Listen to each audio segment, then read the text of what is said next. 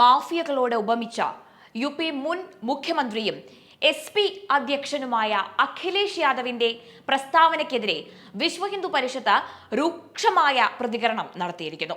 അഖിലേഷ് യാദവിന്റെ മഠങ്ങളും മാഫിയയും തമ്മിൽ ഒരു വ്യത്യാസവുമില്ല എന്ന പ്രസ്താവന അങ്ങേയറ്റം അപലപനീയവും പ്രതിഷേധാർഹവുമാണ് എന്ന് VHPയുടെ കേന്ദ്ര joint general secretary doctor Surendra Jain പറഞ്ഞു.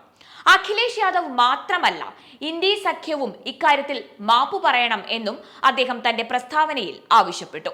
ഇതാദ്യമായല്ല അഖിലേഷ് യാദവ് തന്റെ വോട്ട് ബാങ്കിനെ പ്രീതിപ്പെടുത്തുന്നതിന് വേണ്ടി ഹിന്ദു വിശ്വാസങ്ങളെയും സന്യാസിമാരെയും മഹാത്മാക്കളെയും അപമാനിക്കുന്നത്. ഹിന്ദു സമൂഹത്തെ എത്രത്തോളം അവഹേളിക്കുന്നുവോ അത്രയധികം തങ്ങളുടെ വോട്ട് ബാങ്ക് സന്തോഷിക്കും എന്നാണ് അവർ കരുതുന്നത് എന്നും അദ്ദേഹം പറഞ്ഞു. രാമക്ഷേത്ര സമരത്തെ തകർക്കുന്നതിനായി ഹിന്ദുക്കളെ ക്രൂരമായ കൂട്ടക്കൊല നടത്തിയത് സമാജ്വാദി സർക്കാരാണ് എന്നത് ഒരിക്കലും മറക്കാൻ കഴിയില്ല.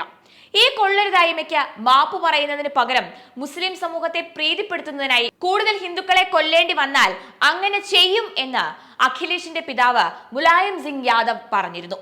ഇന്ന് അദ്ദേഹത്തിന്റെ മകൻ അഖിലേഷ് യാദവ്, മുക്താർ അൻസാരി, അധിക് അഹമ്മദ് തുടങ്ങിയ കൊലയാളികളെയും തീവ്രവാദികളെയും മാഫിയകളെയും സംരക്ഷിക്കുകയും സന്യാസിമാരുടെയും മഠാധിപതികളുടെയും ശോഭയുള്ള പാരമ്പര്യത്തെ അവഹേളിക്കുകയുമാണ് ചെയ്യുന്നത്.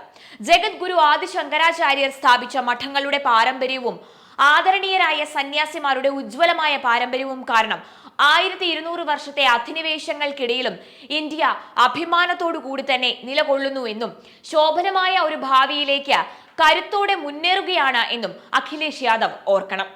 ഹിന്ദു സമൂഹത്തെ അപമാനിക്കുന്ന തന്റെ പാരമ്പര്യമാണ് അഖിലേഷ് പിന്തുടരുന്നത് എന്നും, എന്നാൽ രാഹുൽ ഗാന്ധി ഉൾപ്പെടെയുള്ള ഇന്ത്യ സഖ്യത്തിലെ ഒരു നേതാവും അദ്ദേഹത്തിന്റെ മ്ലേച്ഛമായ പ്രസ്താവനയെ അപലപിച്ച് ഒരക്ഷരം പോലും പറഞ്ഞിട്ടില്ല എന്നും ഡോക്ടർ ജെയിൻ കൂട്ടിച്ചേർത്തു.